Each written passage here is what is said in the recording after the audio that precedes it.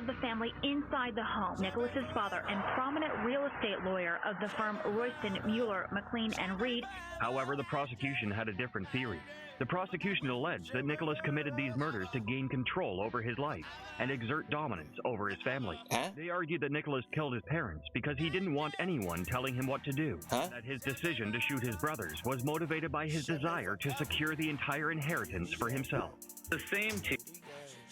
It's hard because it's like, it's a 16-year-old mind, so of course he's stupid. But not all 16-year-olds are stupid. It's just like some naives. There's no way in hell you believed that you were going to get inheritance after smoking your family gang. Like, how would you get? Would you gonna spend that in prison? What the? Even if you did get the funds, which would never happen, you gonna spend it in prison? Like, the funds are gonna be forfeit, but then again, like, what are you? I don't understand. Now that you gonna go to your auntie or something, you ain't want the money for real. You was the bitch. Who murdered his entire family. One would need to look, of course, at the person, what he was then and what he's become now. As the trial unfolded, several members of Nicholas's loved ones, including his grandfather, pleaded for leniency. The family claimed that Nicholas was a victim of physical and mental abuse and that his actions were a result of years of suffering. They argued that Nicholas... What about the little brothers? Like, let's say I go along with the charade of, oh yeah, bruh, his mom was in on it, or she just didn't care, neglected him, the father's just doing whatever he wants to him. What did your brothers have to do with that, though? Like, they were just existing in the same board he was existing in, if I'm to believe what you're saying.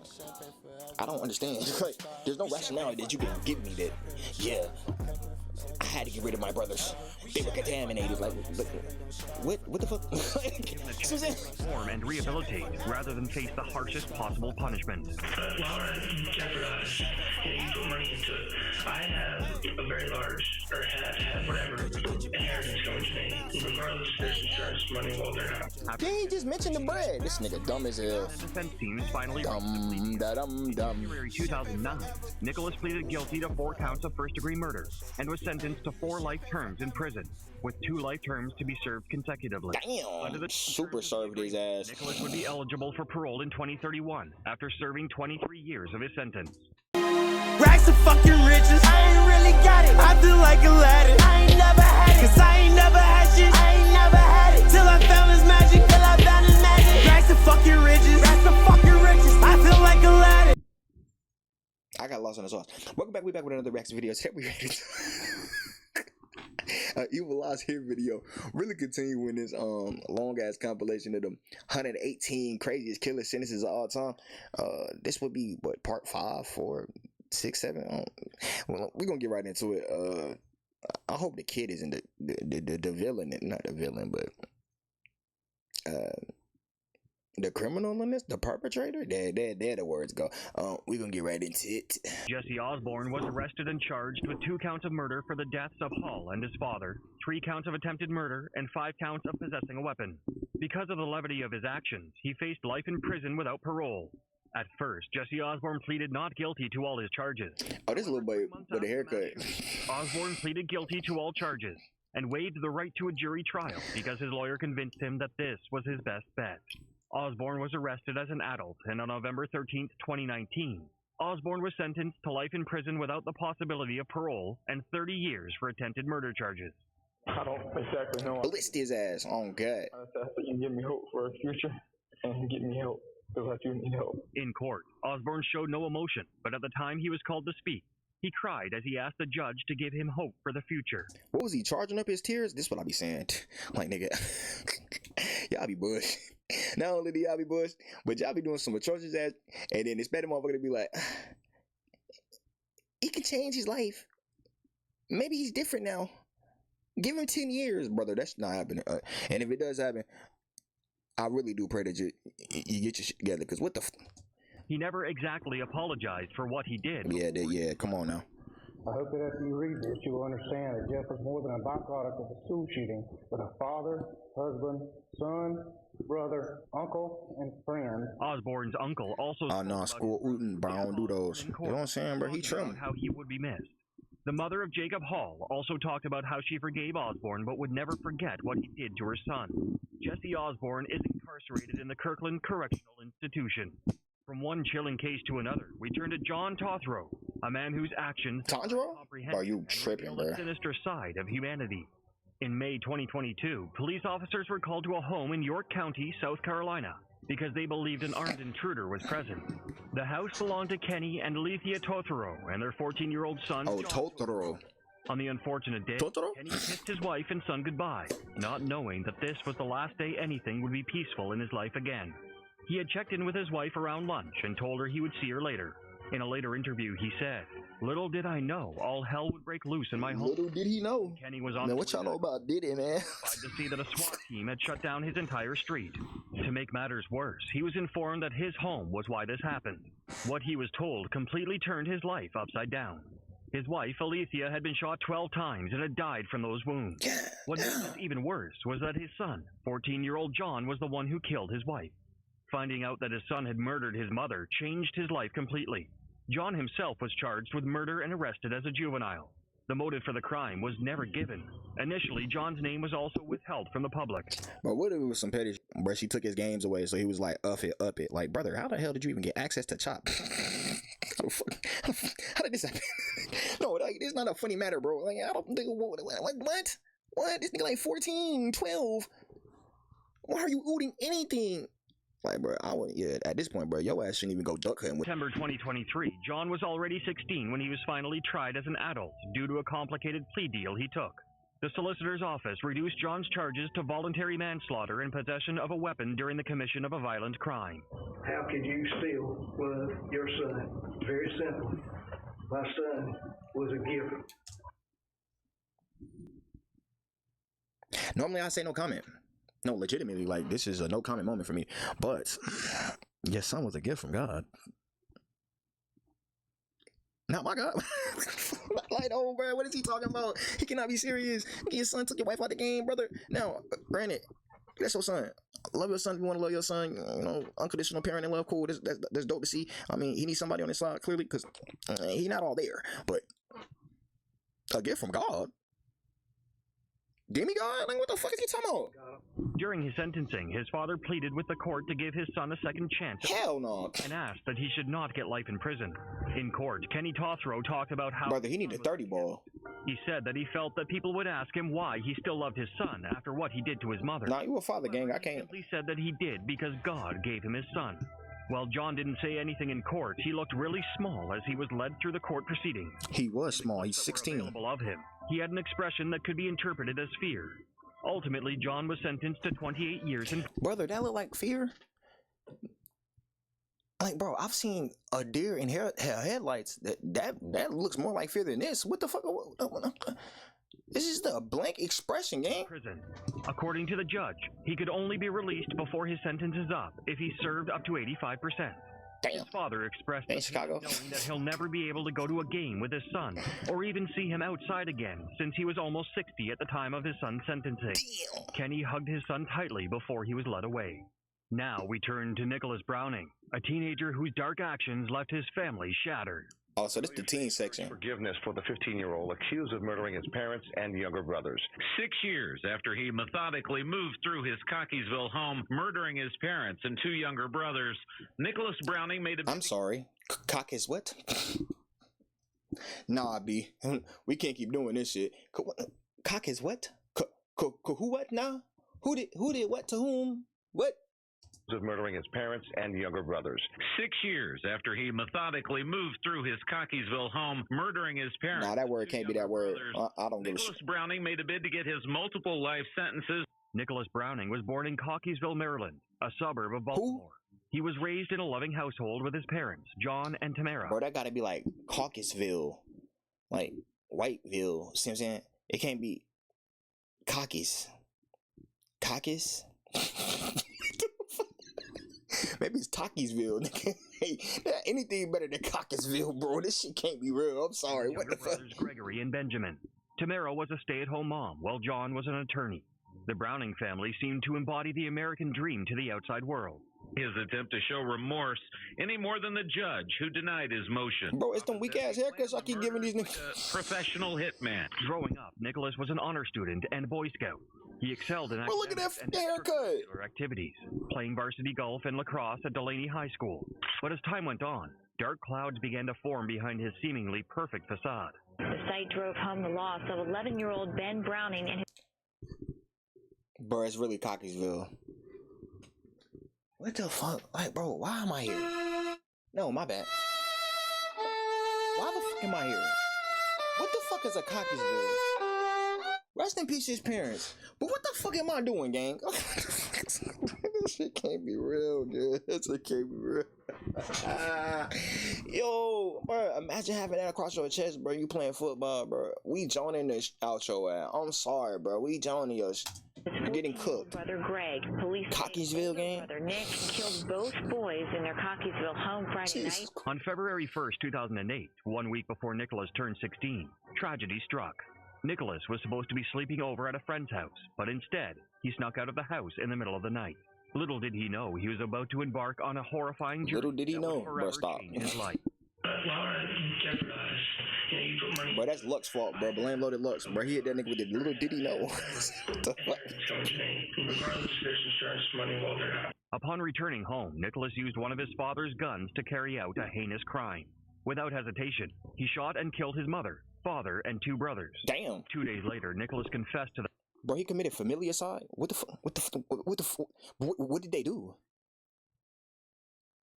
Bro, you see what I be saying about these weak ass haircuts, bro? It has to be something. Because there's no way you live in a perfectly random suburban life, bro, and you just say, man, I'm upping it on everybody in my family, gang. You're tweaking the out.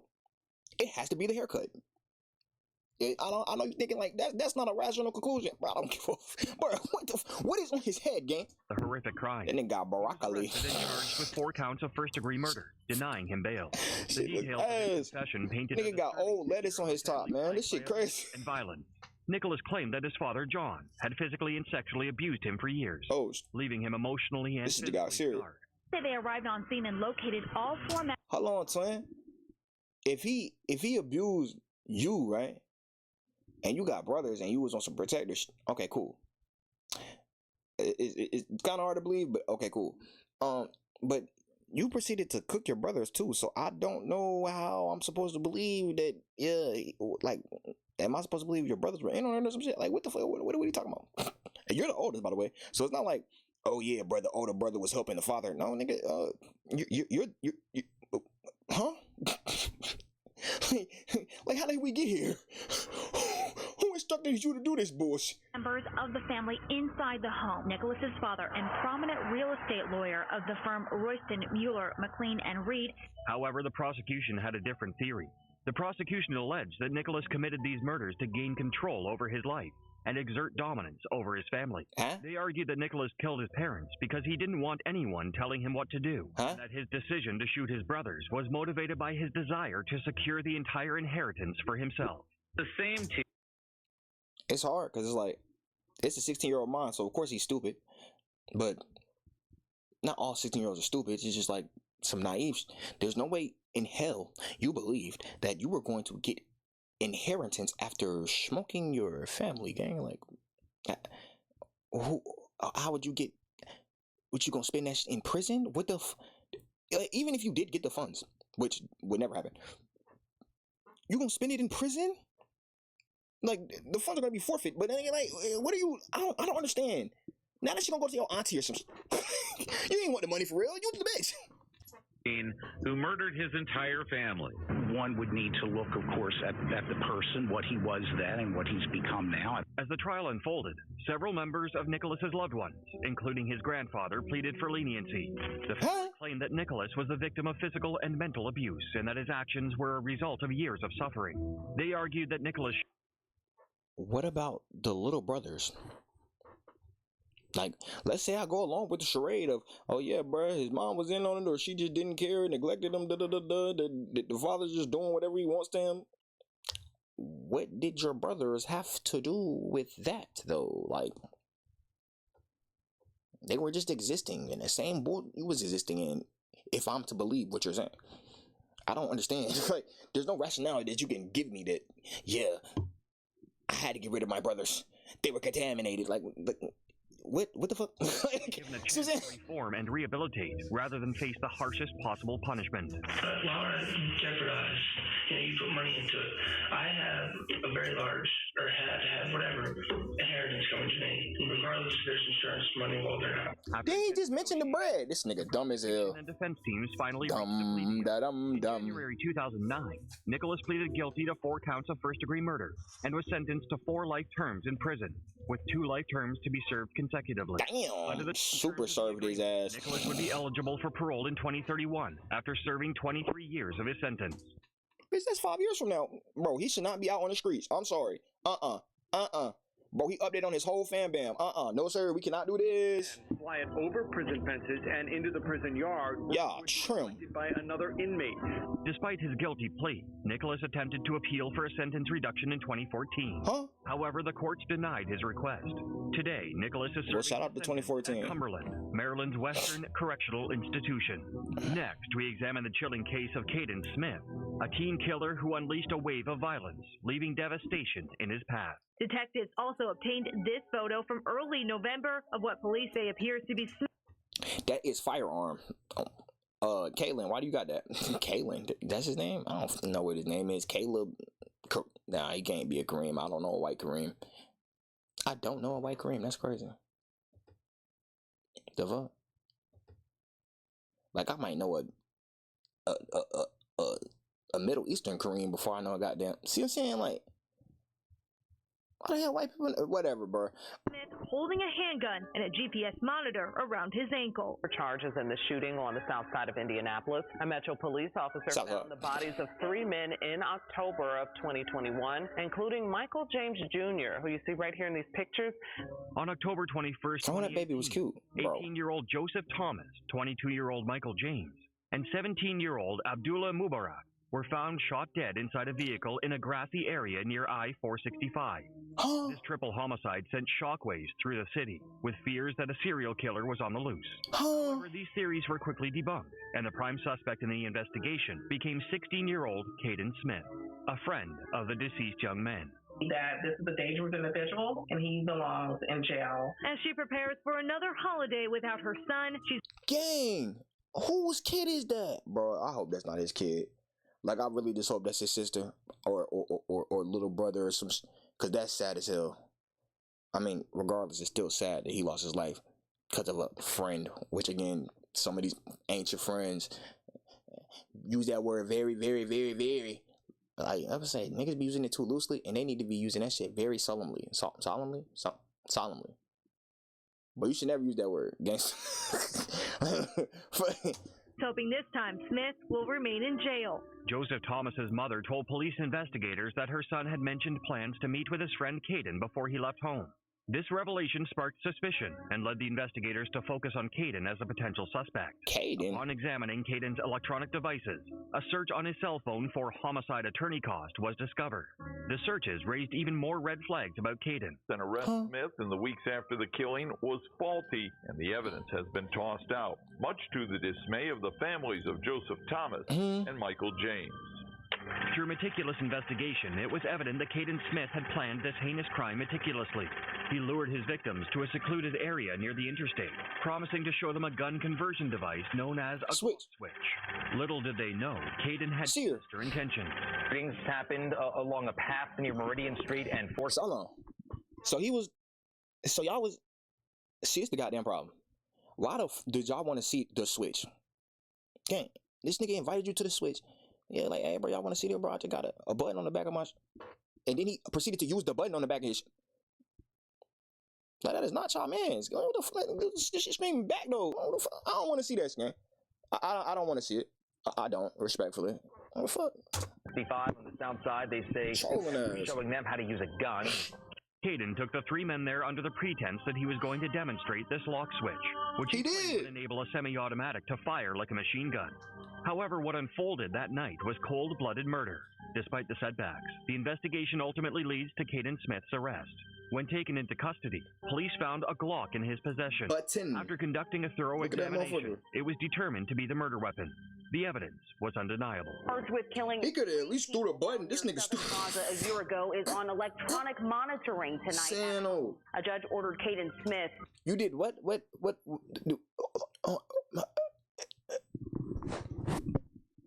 I gotta put the backup mic down. What? He's where? At the crib? Electric monitoring? Brother, you caught 3 bodies. He should be sitting in jail until they call him for like, yeah, bro, we got the case. Like, nigga, what do you mean? And no, I'm not feigning ignorance. What the are you talking about? It shouldn't be about black or white or access to bread. This nigga killed 3 people. I don't want this nigga on the streets. To be released on bond. His defense team managed to get the judge to throw out crucial evidence, including cell phones and drugs. They argued that the search warrant was invalid and yielded little to no evidence connecting him to the triple homicide. Smith killed Michael James, Abdullah Mubarak, and Joseph Thomas. They say he was 16 years old at the time he was charged as an adult. The trial finally began on August 19, 2024, more than 3 years after Caden's initial arrest. After a grueling 5-day trial, Caden was found guilty of 3 counts of murder, 2 counts of felony murder, 2 counts of robbery, and multiple drug and gun-related offenses. Why is it only 2 counts of felony? 2024, 1 month after the trial, Caden was sentenced to 189 years in prison by a county judge. Prosecutor Ryan Mears. Bro, thank you, bro. I don't know who got you're saying, but hey, man, it's shit, boss. Got niggas playing with niggas' lives out there, motherfucker. Then he's sitting in the crib eating goddamn Cheerios and fruit snacks and shit. Speaking on behalf of the prosecution, stated that justice had been served for the 3 victims. Mears emphasized the significant sentence imposed by the judge, calling it a testament to holding violent individuals accountable for their actions. Caden Smith's tragic and violent actions shocked those who knew him. But the next case takes us into the chilling world of a young mind gone dangerously astray. Oh, God, it's another... Michael Hernandez, a teenager whose brutal crime against his best friend revealed a darkness lurking beneath the surface. Was being treated for bipolar disorder and schizophrenia. And I wanted to apologize to his family, to his mother, and his father. I didn't always feel this way. I'm sorry for what I did to him, and it hurts me how senseless it was because he was always such a good friend to me. Damn. And I wanted to apologize to his family. 14-year-old Michael Hernandez. But you can't be friends with everybody, gang. Metal music and horror movies, real shit. Which, while not uncommon among teenagers, was where the similarities between him and countless others ended. What Michael confessed to his childhood best friend, 13-year-old Andre Martin, in the summer of 2003 was disturbing. He shared with Andre his desire to become a serial killer, stating that he was studying murderers' mental illnesses. At the time, Andre believed the comment to be in jest and had no... Nigga, is Andre alive? Yeah, he look grown. That don't look like a 13-year-old Andre. He look like he goddamn went through life, nigga.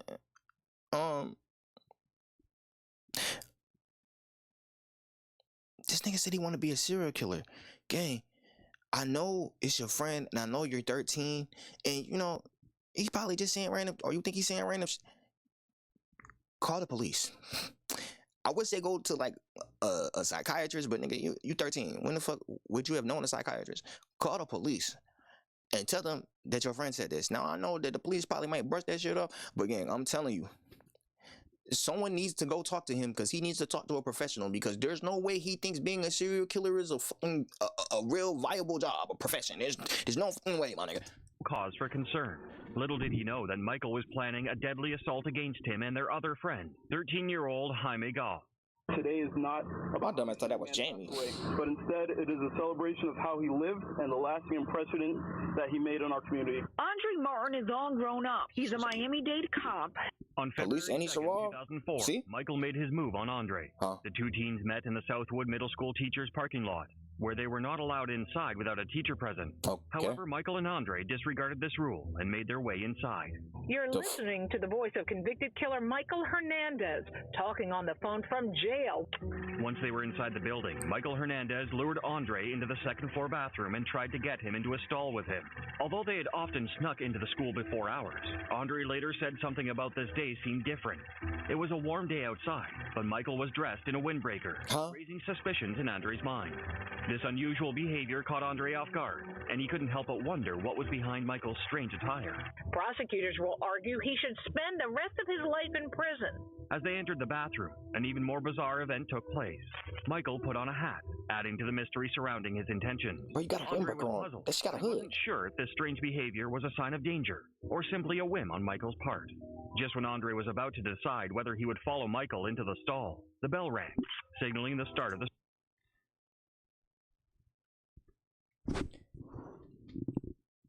No offense to gay people, but y'all nigga gay. Like, what the nigga, I'm not going in the stall with another fucking teenager at 13 game, nigga, unless she's a female. What the are you talking about? But the only time I've ever been, not even in the same stall game, I bet the only time, nigga, I even go into the bathroom as a group when I was in fucking school is when you know niggas is about to fight. What the are we talking about? Like, you're throwing me off. You mean y'all went in there together and then he tried to show you something in the stall? Brother, I'm not going in the stall with you, gang. I like women. The fuck? Like, what the fuck? I'm not doing this shit. School day. Andre quickly left the bathroom. With that being said, nothing comes in the way of the bittersweet memories he has of Jaime Goff. What did he do to Jaime? Despite the failed attempt on February 2nd, Michael remained thinking like a Ninja Turtle. His determination to kill was unwavering.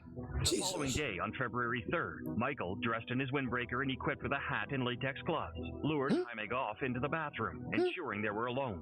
For the stabbing death of Jaime Goff in the bathroom of Southwood Middle. Oh, he pulled out a knife. Time both he and the victim were 14 years old. Inside the bathroom, Michael's true intentions were revealed. With Jaime facing away, he pulled out a 4-inch serrated blade. As Jaime turned around, he realized that his life was in danger. Michael fueled... What do you mean with Jaime facing away? See, he didn't know he was in danger, gang. Bro, why are we meeting in the bathroom? Why? Why? Is it a drug deal? Like, why are we meeting in the bathroom? Why? That's where my brain immediately goes, because the only reason we would be meeting in the bathroom is when we're doing that we cannot be caught on cams with, because there are a gang of cams in the middle school. So therefore, we go into the bathroom so that way motherfucker can't see what we're about to do. Now, it's only a few other things. So I'm wondering, why would you think, yeah, let's go in the bathroom with that nigga? Like, what, we about to duel or some shit? Like, we about to trade Pokemon or some shit? I'm confused, man. Like, how the fuck did he entice you to the bathroom? Again, 14, that nigga might be your friend, but the way he moving, I done been friends with a lot of motherfuckers, especially in school, because like the school friends is like, boom, we didn't say class, you laughing my joke, all right, boom, community, right? So it could be motherfuckers in that community that you don't truly know, because you only really kick it with that nigga in school. But brother, that haircut is a dead giveaway. I gotta stop that shit. Bro, I'm biased against haircuts now. I'm sorry, bro. Every single one of these niggas been chopped up. Brother, I'm not touching your chop down. No. Cruelty covered Jaime's mouth with his hand. Unable to escape, Jaime futilely waved his hand at the plate. Twin, your barber need to get this first. On God. Michael raised the knife and repeatedly sliced Jaime's throat, cutting his windpipe and jugular. Jaime Goff was stabbed to death in a bathroom stall at Southwood Middle School. His classmate, Michael Hernandez, confessed to stashing the knife in a backpack. The horrifying scene continued as Michael used his knife to poke into Jaime's face and head, ensuring that he was indeed dead. Yeah, he's satisfied with the outcome, Michael disposed of one pair of gloves down the toilet and donned another. He then washed the blood from his hands, jacket, and even his face in the sink. Blood was splattered across the floor and stall, and the body of Jaime lay lifeless on the ground. For his resentencing hearing, his attorney, Manny Hernandez, guiding him through that first part of testimony. Authorities were immediately notified of the murder. Bro, give him a 60 ball. Fuck. The focus quickly shifted to Michael Hernandez, who was identified as a prime suspect. After Michael was taken to the police department, he waived his Miranda rights and confessed to murdering Jaime and trying to kill Andre one day earlier. From his... Bottom of another motherfucker that hopped in that goddamn interrogation room and pump fake, wasted multiple hours of lives instead of just telling the truth, because you know what you did, man. And we know that you did it. So kudos to this man for not only confessing to the crime he did, but the crime he was trying to commit the day earlier. Now, it's sad that he did this. Like, I wish he wouldn't have did this. But at least there's some integrity in this nigga body. Something. Father today. Also, several jailhouse calls made between he and his father, where his father actually plays music that he requests for him. Michael was charged with 2 counts of first-degree murder, one for the brutal killing of Jaime, and the other for attempting to take the life of Andre just 1 day earlier. One of the key aspects of Michael's case was the conflicting expert opinions surrounding his competency to stand trial. A court-appointed expert testified that Michael did not have a mental illness that should impact his competency.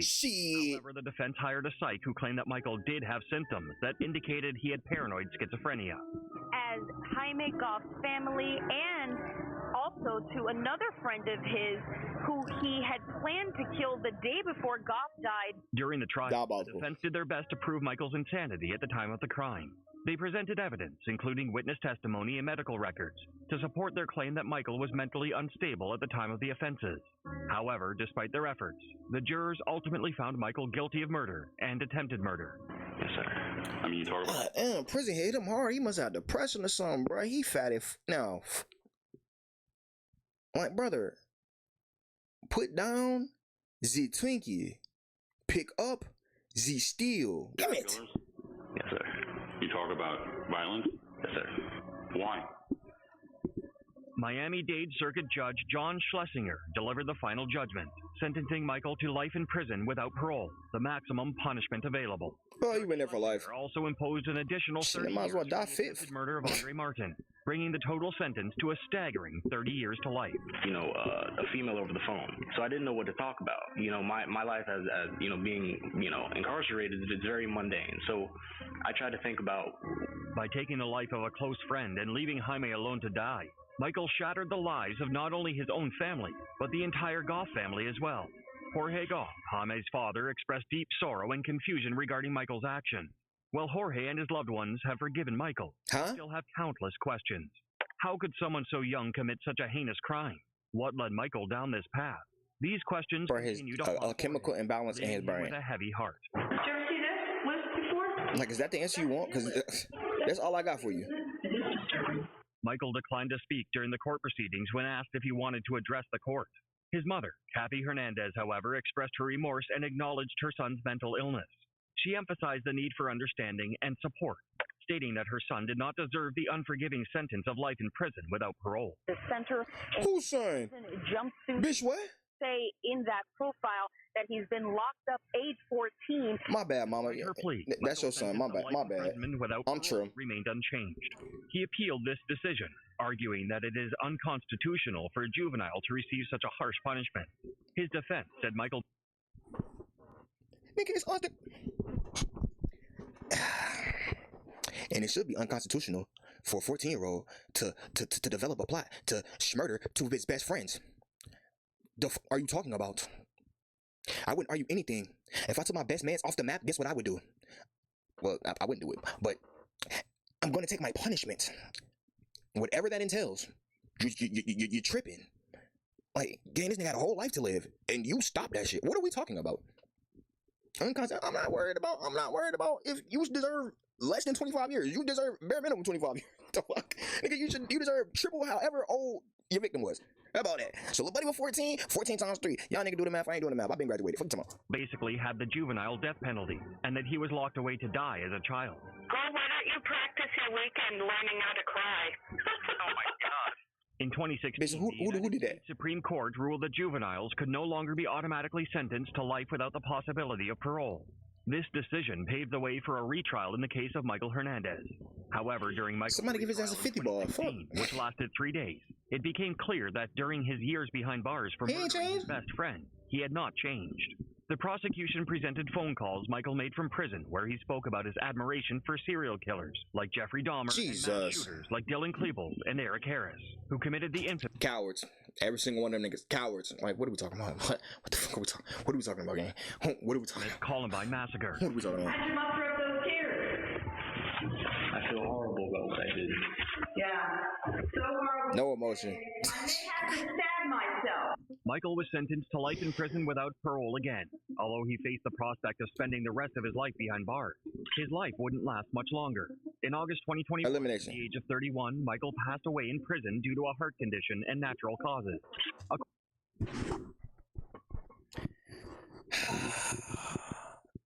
Damn it, Light. Fuck.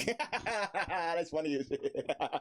Bro, that nigga Light cooked this nigga, bro. No, Light let this dumb fat get cooked by the system, man. See, damn, see, and now we get into that. Was Light right? Cause it's like, at the end of the day, somebody we be doing this so diabolical. It's like, yeah, you don't deserve to be here. Like, are you? You're not even benefiting other people by being here, gang. What if you just destroying everything you touch? Like, you can get your ass up out of here. But at the same time, it's like, if the nigga took a life, well, he probably should be.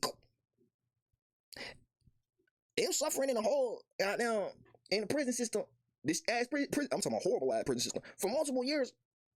In theory, well, it got to be like 40 years. In theory, it should be enough goddamn punishment. But this nigga Light gave this nigga auto quit button. This is bullshit. According to the autopsy report, Michael was morbidly obese at the time of his death, at just 5'10" and 200. Yeah, bro, he trim.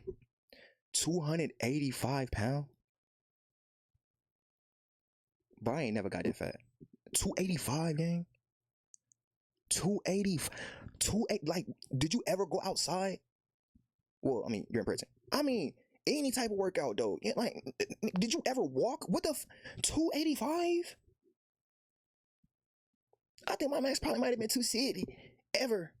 285? That's diabolical. Shit diabolical. It is diabolical. What are we talking about? 85 pounds. Bro, I'm like 205 right now, and I still need to cut at least 20. That is a vitamin for me, a vitamin for my soul, a vitamin to be strong and continuing work for. Jaime's parents, Jorge and Maria Goff, sat with 7 News to share their thoughts and feelings. Okay. Like, my nigga, what is the spelling, gang? What is the spelling? And it's not just on the creator of this video. She got more subs than me, gang. But nigga, this AI slop is crazy. It's getting crazy. What the f is this? Like, my nigga, you couldn't have. Where's the consistency? About Michael's passing, Maria, with emotion, admitted that she couldn't stop crying upon hearing the news. Jorge, on the other hand, was shocked by the revelation, expressing disbelief and sorrow over their son's murderer's death. Facts. He needed to suffer more. Now there's a fresh look at the sign out there. Despite the tragic circumstances, Jamie's parents demonstrated remarkable if you'd hit like 350 throughout the interview. They acknowledged that Michael's death was saddening, even as they expressed their disappointment that he had passed away despite all they had been through. As 350 at 210, I mean 510 is crazy. The family was experiencing. God made us here, and we're not supposed to be killing each other. Now it's 6:30. The parents of Jaime Goff, who was I can respect that too, though. By a fellow classmate. Like, I'm very open-minded on that. Prompted Jorge and Maria to contemplate what Jaime's life could have been like had he still been alive. Jorge expressed his hope that Jaime would have pursued a successful career, married, and formed a loving family. Maria, too, thought of her son every day and expressed her desire to reunite with her son one day. That's kind of gas. Michael Hernandez's shocking betrayal and brutal crime stunned everyone who knew him. But the next case takes us to an even more devastating act of violence within a family. Raymond Childs III, a teenager whose actions tore his own household apart. The lineup, though. Oh, God, nigga, you got a lineup in prison to him? Sister, 18-year-old brother, and his brother's 19-year-old pregnant girlfriend. That nigga widow Pete. His first trial on the charges ended in a mistrial using an assault rifle during the shooting inside the home located on Adams Street here in Indianapolis. Goddamn! See, bro. News. He's convinced that music. And niggas be telling me motherfuckers be getting wild in Indianapolis. This is some whole other shit. Like, gang, what the fuck are you doing? And why are you doing it? You're tripping. Influence young people. On January 24th, 2021, a tragic event. That's why I sit my ass in the crib. Indiana. On this day, a 17-year-old named Raymond Ronald Lee Child III committed a horrific crime. That nigga like he who? Family members in cold blood. The events leading up to the brutal act were set in motion when Childs received a phone call from his father, Raymond Childs Jr., asking him to come home from his girlfriend's house.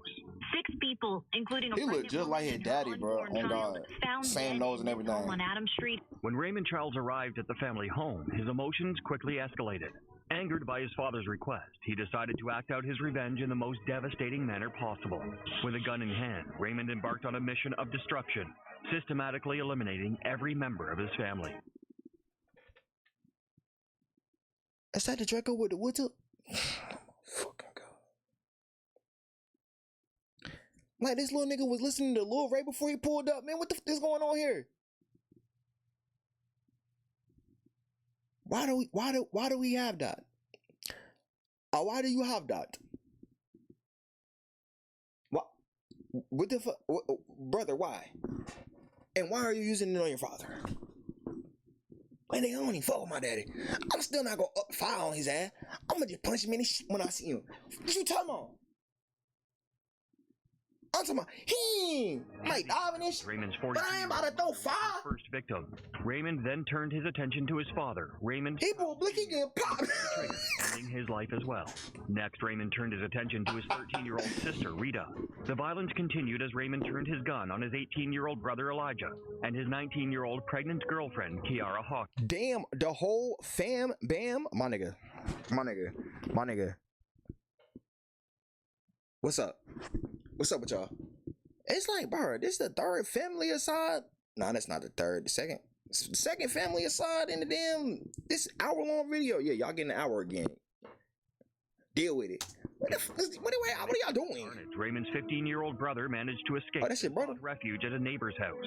Bro, he look like a dyke. The survivor dykes look like him. How about that? That would lead to Raymond's arrest. According to the testimony of the brother, Raymond shot both their parents in their home on Adams Street. The devastated father, in his last moments, uttered the words, "I'm sorry, Raymond. I love you." Huh? Based on the evidence provided by the brother, Raymond Childs III was arrested and charged. Jesus, 6 people? Count of attempted murder. He was charged as an adult under Indiana law, which meant that he faced the possibility of a maximum sentence of life without parole. In July 2024, Raymond Childs III finally went on trial for his crimes. However, bruh, can I just get a why, brother? I just want to know why. Like, what was your why? Why the fuck? What did they do? I'm assuming everybody else in the house was more like collateral damage types. On some, they was there witnesses types. But there's no way you think you're getting away. So why? As a matter of fact, you know, you could have just came to the crib. Your pops told you to come to the crib. You could have just came to the motherfucking crib and just sat your ass down somewhere and they sat down and played 2K instead of shooting this bitch up. Like, you're in the wrong gym, brother. Like, nigga, go your ass to the wreck, stupid boy. The trial ended in a he pulled out Drake. Addressed Raymond from the stand. Drake? He had committed the murders. This unexpected turn of events caused a mistrial, leaving Raymond's fate hanging in the balance. On October 24th, 2024, the court proceedings surrounding Raymond's retrial came to a conclusion. After a 5-day trial, Raymond was found guilty of murder, attempted murder, and a misdemeanor singular murder, carrying a handgun without a license. Prosecutor Ryan Mears delivered a powerful statement following the verdict, expressing well, all these niggas look like they played hockey back in the day. Mears stated that what happened on Adams Street in January 2021 was unfathomable, and he believed that the jury's verdict brought justice to the victims and the survivor of a horrific crime. Raymond's sentencing is scheduled. He's smiling and shit, twin. Exactly, niggas trolling. Next, we present to you the case of James Fairweather, a notorious murderer from the UK who committed a series of random acts of violence. Oh, UK team? This nigga hell. This place, fast asleep, swear he was drunk. And he goes, he's the one. James Fairweather attended Colchester Academy in England, where he encountered. Hey, bro, in this fit, bro, am I tripping, or do we look like the dude from the Tourette's joint? Damn, what the hell was that nigga name? Fuck, I can't remember his name, but he look like the dude from the Tourette's movie. Shout out him, bro. Encountered numerous struggles due to his physical. Not James Fairweather. I'm talking about the actor gang. Diagnosed with dyslexia, James faced constant bullying, which only intensified his suffering. The loss of his beloved grandmother in 2012 further impacted his well-being, leading to a deep sense of grief and isolation. I'm confused, bro. How do you bully somebody who got dyslexia? Oh, you can't read? I mean, nigga, I can read. It's just my brain ain't processing the words like they're put on the page. Like, I don't like that's not a good Joan. And then you're in UK. Them niggas. All right, I'm gonna let it go. Like, who's a famous UK comedian? I've never heard UK niggas Joan in my life, brother. Maybe I gotta watch Top Boy or some shit, but I don't know what the y'all be joining niggas. What do y'all call it when y'all get on people? What do y'all call that shit? There's so many questions I have about British people, England, whatever, nigga. The UK, how about it? However, none of those circumstances provided an excuse for what James Fairweather would go on to do. On March 29, 2014, the unimaginable happened. James Fairweather attacked the defenseless James Atfield, a 33-year-old father of 5 who had been seriously injured in a car accident years before. The tragic incident unfolded at Castle Park, where James Atfield was lying on the grass. James Fairweather, driven by unimaginable rage, viciously...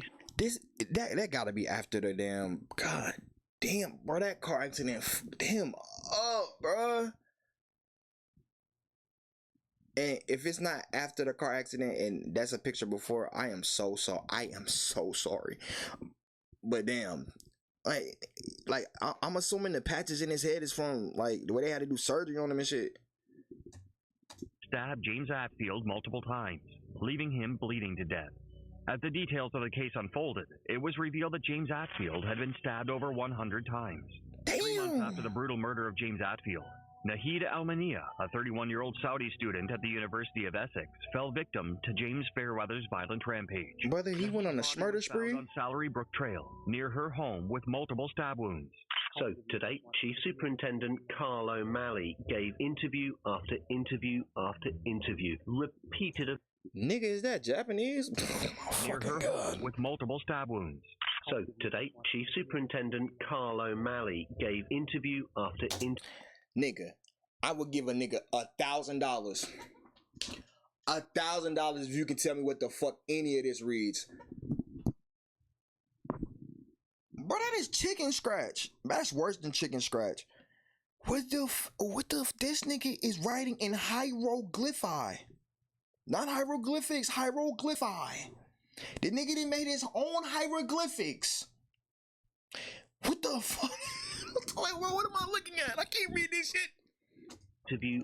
Bombaras. Bro, this nigga is writing in fucking... It's not katakana. Kanji? This nigga's writing in kanji. Like, what the fuck? Interview. Repeated appeals for public help. As the police investigated, they questioned over 50 individuals with a history of knife crime in the area. James Fairweather remained under the radar. By January 2015, nearly 1,000 people had been spoken to regarding the murders of James Atfield and Nahid Al-Mania. These murders, which took place in a public park in broad daylight, shocked the nation. The head of the Major Crimes Unit for the Essex Police described the killings as brazenly executed.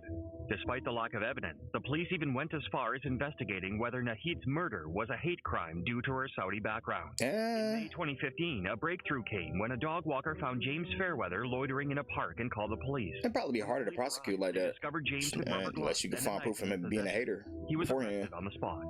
In January 2015, James Fairweather found himself the subject of a psychiatric evaluation.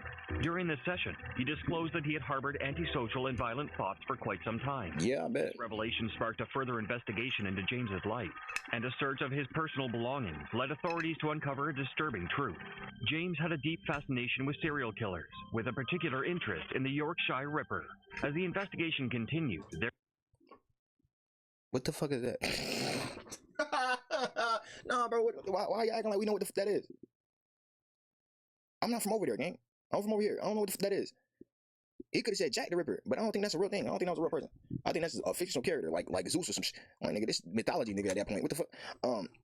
Yeah, I'm confused. What the f is a Yorkshire Ripper? I assume he's a nigga who was riding Jack the Ripper and said, I'm gonna do this in Yorkshire. But either way, lame as hell. Niggas is weird. And to be honest, I don't know what it is about, it's not even America, because, you know, y'all named them niggas. Well, I don't know what the fascination is with naming these weird-ass serial killers. Like, these niggas aren't weirdos, and then they get fame off of this, and then what it ends up doing is enticing other motherfuckers to be like, oh, that nigga got famous, let me dick ride. Like, none of the things that these niggas doing is commendable. Why are you following this nigga sauce? That nigga lame as hell. I want to kill people. There was mounting evidence suggesting that James was indeed connected to the 2 murders in the park. Despite his initial denial of any involvement, the evidence against him grew stronger, leading to his arrest with 2 counts of murder and possession of an illegal weapon. James maintained his innocence throughout the legal proceedings, but the evidence against him... Boy, head really shaped like a cashew, though. Like, James made a shocking decision. Throwing me off, He pleaded guilty to 2 charges of manslaughter on the grounds of diminished responsibility. James admitted that he had committed the crimes, but claimed Never that he seen a had cashew with glasses on. This shit diabolical. Despite his admission, a court psychiatrist did not find sufficient evidence to support his claim of psychosis. On April 22, 2016, James was found guilty by a unanimous verdict. He was sentenced to life in prison with parole eligibility in 27 years. Huh? James attempted to appeal his sentence on the grounds of his young age, arguing that he was not fully aware of his actions. However, his appeal was rejected when the judge declared he went and hunted some people. aware of what was happening at the time of the murders. Next, we turn to the disturbing case of Aiden Fucci. We'll uncover the chilling details. God damn, bro, he in the middle of an acne breakout. You know he like 15. God damn. Yeah, boy, this nigga need to get proactive with some goddamn Maybelline. Why the fuck we not just get proactive with proactive? Oh no, these niggas is tripping. Like, what the fuck? Of his crime and witness the emotional breakdown of a teenager spiraling into darkness. So Tristan Bailey, Aiden Fucci, they went to school together at Patriot Oaks Academy. Both lived in like the neighborhood, pretty much had zero crime. May 9th, 2021. Never mind. Bailey goes missing. Tristan Bailey was born in January 2008. She was the youngest of 5 children and spent her first years growing up in sunny Singapore. I don't think Topanga ever had Everyone who knew braces. Tristan described her as an incredible friend. She like Topanga right there, though. The Bailey family eventually returned to the United States and settled in St. Johns County, Florida. In May 2021, Tristan was a 7th grader at Patriot Oaks Academy, living a typical teenage girl's life. She was happy, popular, and a cheerleader. 7th grade, nigga, she was a preteen. What the fuck? On May 9, 2021, she was 12. Tristan's mother went to her bedroom to wake her up and discovered she was nowhere to be found. 49 of the stab wounds were located on her hands, arms, legs. Tragically, hours later, a person walking through a wooded area on Saddlestone Drive near Jacksonville stumbled upon a retention bond and couldn't help but notice what appeared to be a mannequin. Upon closer inspection, they realized it wasn't a mannequin, but the body of a young girl they'd all come to know and love. It was Tristan. The medical examiner's report revealed a shocking discovery. Tristan had been stabbed multiple times, with a staggering total of nearly 120 wounds. Shockingly, many of those wounds were found to be defensive, indicating that... Like, I need y'all to understand, for a motherfucker to be 120, but you know how much rage you have to have in your fucking body? Like, imagine doing anything 120 times in a row, whether it's strenuous or not, right? Now, imagine doing that against someone, and you're trying to eliminate them. Brother, there's no way I'm putting that much effort into anything. What the fuck are we talking about? Like, bro, it just takes too much effort. Like, y'all really got vendettas or some or don't give about life. There's no way I'm spending that much time poking somebody, bro. It probably take 2 hours to do that. 120 stabs, it probably take you two hours to do that. I'm not wasting 2 hours of my life on that. What the fuck? Like, bro, go your ass home. I don't understand this. Stop poking niggas. Stop. Really stop killing people altogether, but I mean, that shit not gonna happen. But the poking niggas gotta stop, bro. This is crazy. That she had fought for her life. As crime scene investigators meticulously combed the area, they stumbled upon crucial evidence. A buck knife missing a tip was discovered in the pond near Tristan's body. What are you doing with a buck knife? The missing tip was found in an even more disturbing location, lodged in Tristan's head. Multiple witnesses came forward, stating that they had seen 14-year-old Aiden Fucci and Tristan together before she was reported missing. These statements, coupled with Aiden's ever-changing stories when questioned by police, added fuel to the fire. One of the stories Aiden told investigators involved an altercation between the two, where he claimed that Tristan had touched his privates, prompting him to push her away physically. According to Aiden. Okay. Some of these statements is like, what the do that gotta do with anything? Now, if you saying that she was trying to, she tried to schmagingle you, gang, I still don't see the reason for you to pull out buck knife and proceed to go buck wild. You're in wilding out 120 times. There's no way. Like, step back. Hey, I'm not comfortable. Now, you 14. Anyway, if you're not comfortable with this, but whatever, my nigga. Unless you just don't like shorty, I guess. Or you got a girlfriend or something. I don't fucking know, but like, huh? And Tristan fell to the ground and hit her head. That's not. What about the stab wounds? Patrol car. Aiden took pictures and videos and posted them on Snapchat. In one post, Aiden asked, "Hey guys, has anybody seen Tristan lately?" Oh, he died At midnight on May 10th. This nigga put the 2 fingers up like on some poof shit. This nigga was listening to Lil Jeff in this motherfucker. What the heck? 2021, the police conducted a search of Aiden's home in search of evidence connecting him to Tristan's murder. Inside the room belonging to Aiden, investigators discovered a sheath matching the knife near Tristan's body. Additionally, they found a knife stained with blood. 3 hours later, Aiden was arrested and charged with second-degree murder. However, the charges were later upgraded to first-degree murder after further investigation and witness statements. Aiden was held without bond as the police delved deeper into his case. When the police spoke to Aiden's friends, they revealed that Aiden had admitted to them that he was going to kill someone by taking them into the woods and stabbing them. Zoe Bowman, Aiden's ex, shared a shocking revelation as well. She stated that one time when Aiden was playing a... That gotta be an aged up picture. It has to be. And I'm not talking about of Aiden. I'm talking about of Zophie. Cause you telling me he was 14 and baby, you look at least 33 in that picture. So something not adding up. It's not adding up. Around with her. He pretended to stab her and later told her that he heard voices in his head. Aiden's alleged action, combined with the evidence presented against him, portrayed him as a troubled and dangerous young man. Was he not singing a song? Turn of events, Aiden's mother, Crystal Smith, was arrested and charged with tampering with evidence. The accusation stated that Crystal had washed blood off her son's jeans, potentially hindering the investigation. However, despite the initial charges, she was later released. As jury selection was set to take place in February 2020. But you know how hard it is to prove that she knew it was blood and that she knew her son did something for you to even be like, yeah, she tampered with evidence? Like, dang, that shit is so inconsequential. We still found the sheath, man. It's not like I'm trying to obstruct justice in this bit. So I'm like, no, you can't talk to my son. No, you can't see him. Oh, no, he's not here. Oh, no, he's with his uncle in Taiwan. The fuck, like. Aiden pleaded guilty to first-degree murder on February 6th. In a letter written after the incident, Aiden expressed remorse. Hold on, let me read this shit. My name is Aiden. This nigga's about it. I never meant to hurt you. Hey man, shout out that nigga Eminem, man. Motherfucker be sleep on that nigga. My name is Aiden Fuji. I'm 16 years old. That nigga spelled first off wrong. Somebody execute me, please. Take me off this planet. That nigga spelled first off wrong. Forista? Jesus. All right. First off, I want to say that I am sorry. I'm sorry for all the pain I caused to the Bailey family. That might not even how you spell that damn name. I'm sorry to the friend. Friends, yep, you spell friends right. Brothers, sisters, moms, dad, and any other family relatives. I'm sorry that you didn't get to know her that long. Okay, yeah, this nigga's trolling me. I ain't gonna lie. He would have, I would have beat the shit out of that man.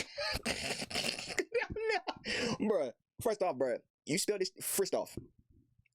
They ain't had no goddamn spell check in the county. Secondly, bro, the nigga said, I'm sorry you ain't get to know her that long. First and foremost, pussy, I know her all her life. like, bro, I would have beat the shit. I swear to God. You know, that shit would have sent me, bro. Oh, man. Oh, I am not healed. Jesus. What the, huh? Why did he say that? Ain't nobody else checked this nigga letter before he sent this shit. I'm sorry you didn't get to know her for that long. Why would I punch holes in the fucking paper, gang? Let's see. You didn't have any long relationship with Tristan. Get the strap. Get the strap. He's trolling me, gang. I'm being trolled by a 16-year-old who took my family member off the map. I would be tweaking. What? This nigga said, I'm sorry, you didn't get to know her for that long. You didn't have any long relationship with Tristan, and I'm sorry for that. Bitch ass nigga, how you know the relationship that I had with my family member? Anyway, I'm sorry. That nigga just sent me. For the community, I'm sorry I brought you all this pain. Wait, I brought all this pain. Whatever. This nigga crossed out Bart because he spelled it wrong. Did he still spell Bart? This nigga still spelled Bart. God, mother, all this pain on everybody, and I'm sorry, and I know I'm what? And I know my nigga, did he spell apology wrong? Why is that a W? What the fuck? And I know my apology will not fix anything or bring her back, but I hope it helped in some way. I hope it helped in some way. Oh my God. I would have hurt that nigga. I would have hurt that. You don't even have the human decency to get somebody to spell check this so you can rewrite this so it doesn't sound like a third grader wrote this. Jesus. Anyway, and for I think it's any, but I'm pretty sure. And for my dad, I'm sorry that he had a bad spot in his work because of me. Bitch, what? I don't know what the fuck that means. What that mean? What that mean? I miss being outdoors with my dad and brothers. I miss the fun we had, like four-wheeling, paintballing, going on long car trips. Dad, you made things fun, like the tarp to the four-wheeler, so we could slide on the tarp behind. Dad, you're special because you made it fun. You made fun out of nothing. Love you. Now, while this is a letter from a 16-year-old dickhead, sorry to his family, but dickhead. The first paragraph of this letter, if you can call it that, really pissed me off. But the third part of the letter, the ending, it's like, oh, he's still a kid. But then it's like, did this motherfucker just talk about fun? Like, you talk about having fun? Nigga, you missing things that you missed out on because of you, because you didn't have to do none of it that you did to that girl? Stop trolling me. Go to jail, then go to hell. Thank you, good night. For the pain he had caused Tristan's family, Aiden's remorse did not spare him the consequences of his actions. On March 24th, 2023, he was given a maximum sentence of life in prison, with a minimum parole eligibility of 25 years. This case is probably the most difficult and shocking case that this county and St. Johns County has. Judge R. Lee Smith described the case as difficult and shocking, emphasizing that Tristan was murdered for no reason other than Aiden's internal desire to feel the thrill of taking another person's life. To symbolize the pain and suffering endured by Tristan's family, one of Tristan's sisters dropped 144 stone hearts into a glass jar. Is that some? Never. I'ma let her go. Each heart represented the number of times Tristan had been stabbed. I thought so. I thought so. 144 times, so 12 times 12. Yeah, he deserves about 144 years. Yep. Yeah. Like, what are we doing? What the fuck are we doing? And why are we doing it? And why is it here? Like, this shit can't be from some other planet. Why the fuck am I here, gang? Like, what the As each loved one of Tristan read their statements, the room was filled with a mix of emotions. The pain, anger, and sadness were palpable in the air. With each passing sentence, the jar of hearts stood in front of them, symbolizing the shattered remains of their hearts. Aiden Fucci's horrifying actions and lack of remorse shocked the nation, but the next case is equally unsettling. That was the end of the video. Well, for now at least. I'm gonna catch y'all in the next one, prayerfully, hopefully. Make sure y'all like, comment, subscribe, share the video, share your thoughts in the comment section below. Hit the notification bell so you can stay up to date when I drop videos on this channel. I'll catch you on the next one. Stay safe, y'all. I can taste the power, but you want this power. If you don't believe it, I can see the future. I can taste this power. Put you on this power. Put you on this power. Acting like you know me. You don't know nothing.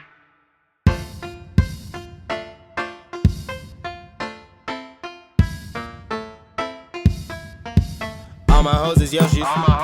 Smoking, dodging police, feeling kinda groovy. I might spit a movie. You don't believe me, I can see the future, acting like you know me. I can see the future. Quickest way for me to get away, I need some access to some motion. New and clear and royal.